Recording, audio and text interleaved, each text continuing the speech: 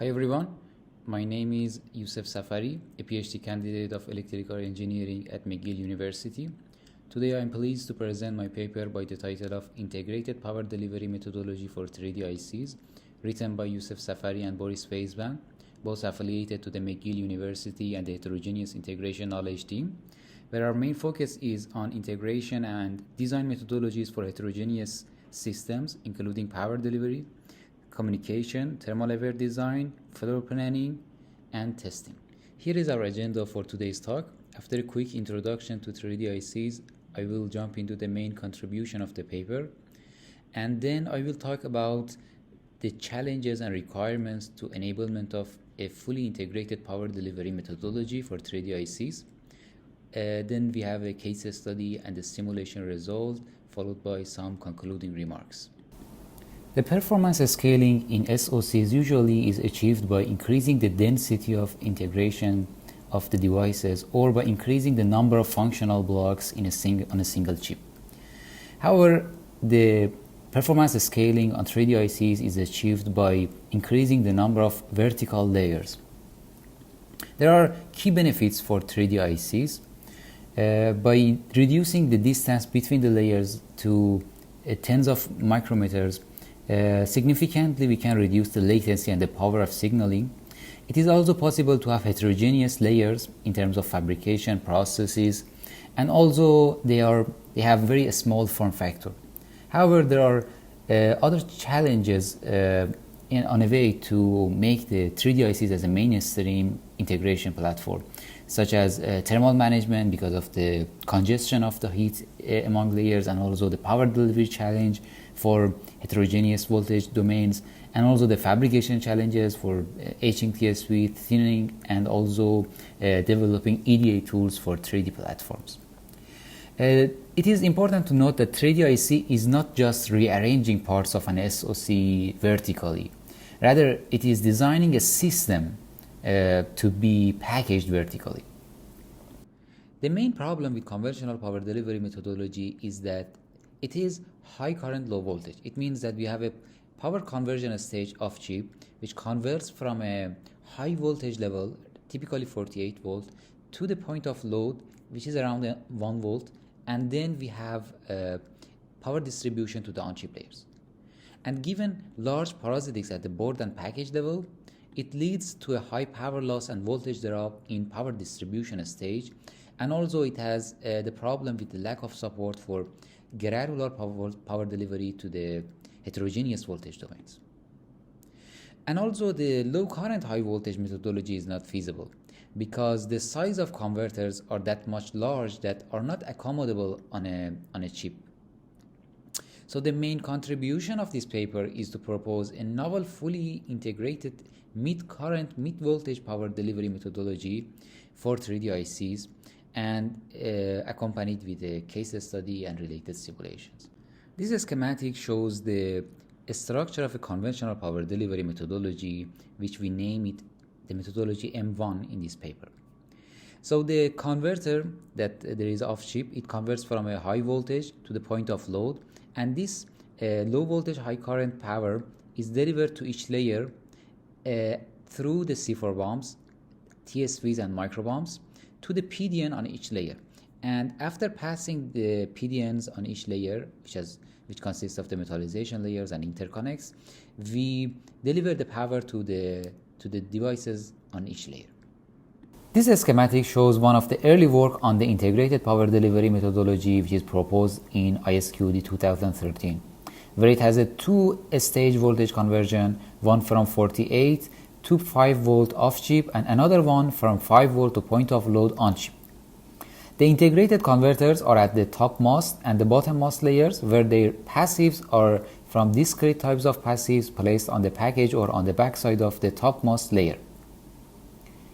However, using discrete off-chip passives significantly degrades the transient performance of the on-chip converters. And also it should be noted that the cited work also doesn't consider the inductive characteristics of the power delivery system. Another important breakthrough in the field of integrated voltage converters was the introduction of fully integrated voltage regulators, or FIVRs, by Intel in 4th generation of Intel Core SoCs. As the schematic in left shows, FIVR is a buck converter, and it uses a package integrated inductors and discrete capacitors that are placed on the back side of the package as shown in figures on the right side. FIVRs have a typical input voltage of around 1.7 volt and output voltage in the range of 0.4 to 1.2 volt. Given that the input voltage of FIVRs are about twice of the typical operating voltage in advanced technology nodes, it improves the power delivery performance significantly. However, given that the passives are placed on the back side, or it is a package-based and discrete, using FIVRs in a 3D IC needs some special considerations. In what we have seen so far, the integrated converters usually are implementing the entire or some part of the passive off-chip, which imposes a significant transient performance degradation on integrated converters. And given that high-performance conversion requires high-quality passives, that would be another challenge for integrated converters.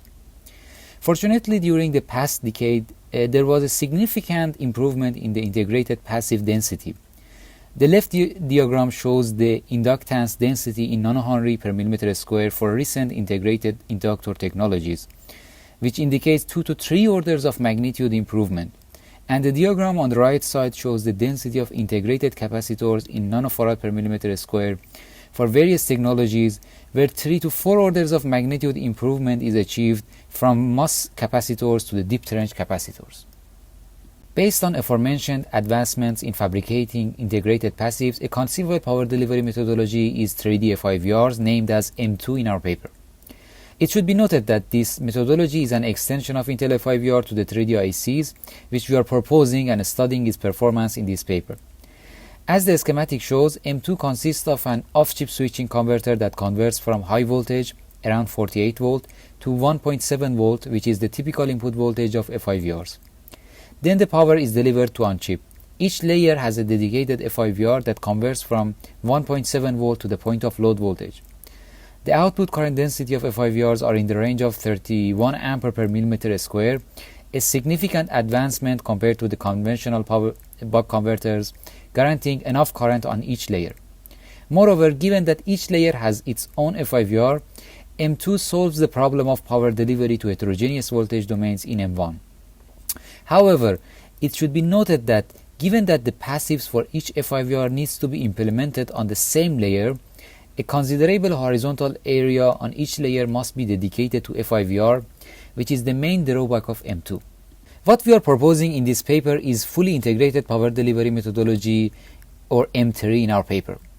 We propose to take advantage of the inherent benefit of the 3D platform, availability of additional area in the vertical dimension. In this approach, one or more layers within the 3D structure is dedicated to power conversion and regulation, namely power layer or PL. As shown in this figure, the proposed scheme is to deliver the power to the PL at a higher voltage than 1.7 volt.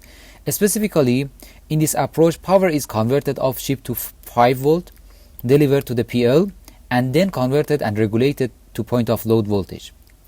Evaluation of the desired voltage levels exhibit a sweet spot in the off-chip voltage around 5 volt when considered resistive and inductive power losses and the conversion efficiency of various state-of-the-art converters and regulators. Furthermore, delivering power to the 3D IC at a mid-voltage level, such as 5 volt, doesn't overcomplicate the on-chip power conversion and regulation, since emerging power components are able to support conversion of 5 volt to heterogeneous point of load voltages with efficiencies close to 90%. PLs include integrated power converters, voltage regulators, decaps, such as deep trench capacitors, and required passives. This methodology aims to shift away from the concept of distributing power at low voltage, high current from the package to the load, and instead deliver power to high voltage, low current to the PL, convert and regulate on the PL, and then distribute the power at low voltage, high current to the loads. In terms of metrics of interest, the proposed power delivery methodology is expected to significantly reduce the voltage drop, power losses, and on-chip area. The first two parameters are reduced due to the low current power distribution. Essentially, less current is dissipated within the interconnect of the PDN. And the area benefit is because of the distance between the layers of the 3D structure is short, which is around 20 micrometer, enabling integration of power components on a dedicated layer which is located relatively close to the load. It is important to emphasize that horizontal real estate on the on-chip is a significant more variable resource than vertical real estate. And the scalability of the proposed methodology makes it a promising solution for 3D ICs. The proposed methodology is adaptable to the power specification of the layers within the 3D ICs. It means that the number and the position of PLs can vary for given design specification. However, it should be noted that the further study on the multi-PL structure is out of the scope of this paper and part of our future work.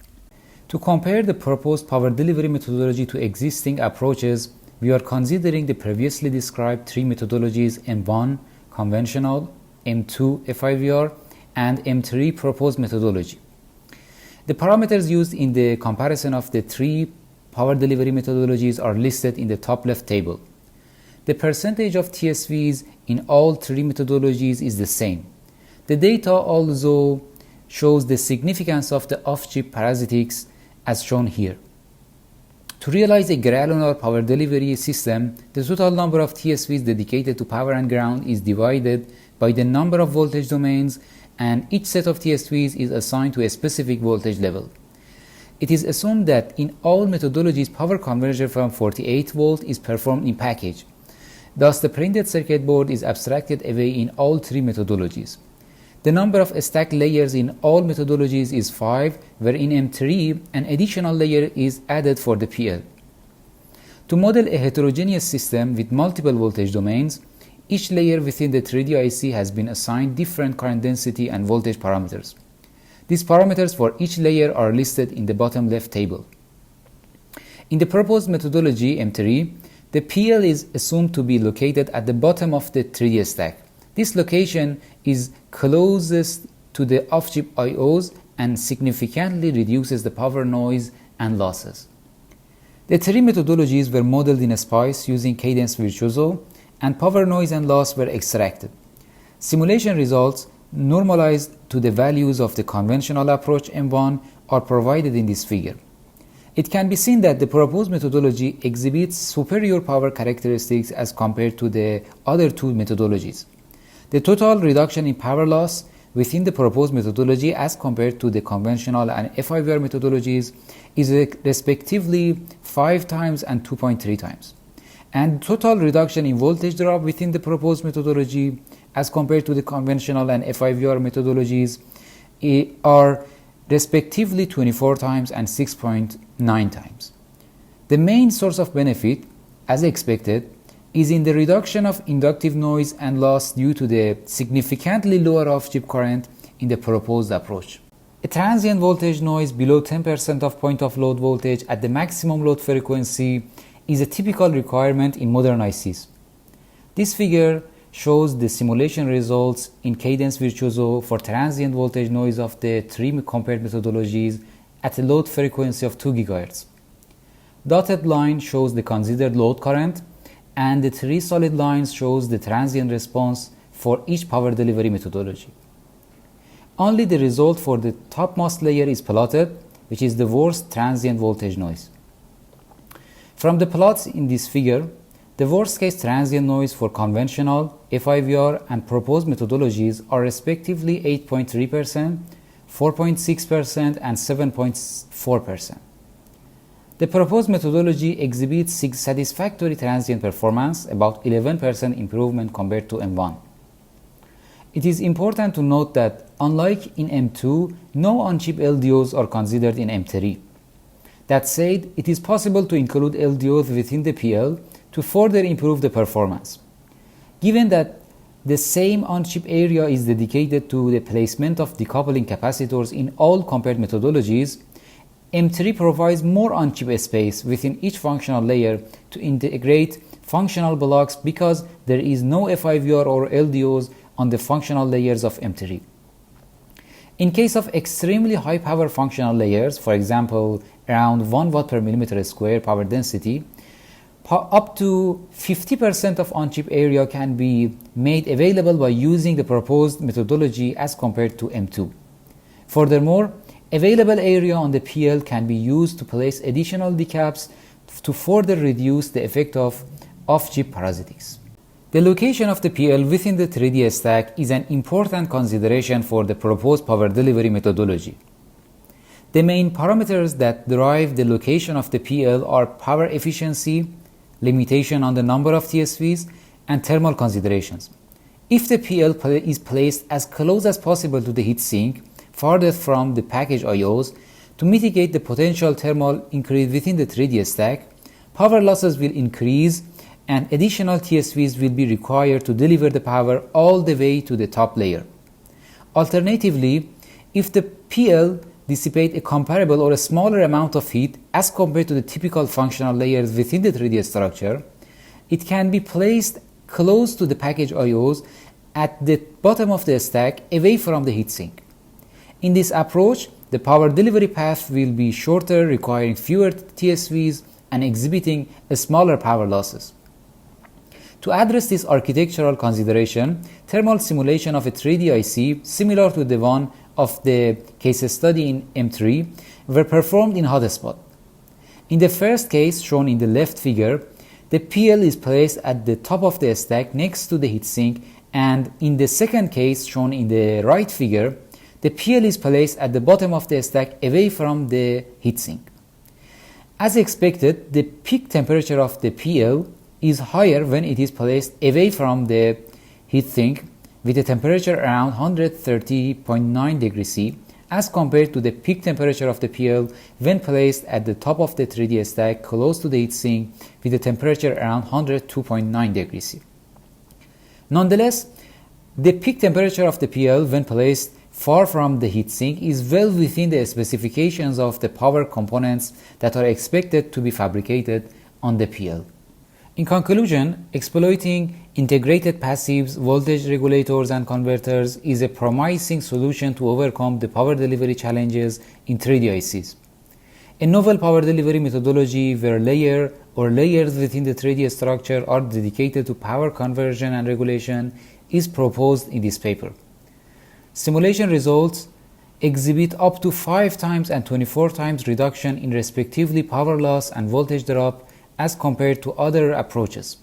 Moreover, the proposed methodology provides up to 50% more on-chip area while the transient voltage noise is adequate. From the transient simulations, the proposed methodology exhibits around 11% improvement in terms of voltage noise as compared to the conventional power delivery methodology. Thanks for your attention, and I welcome your questions.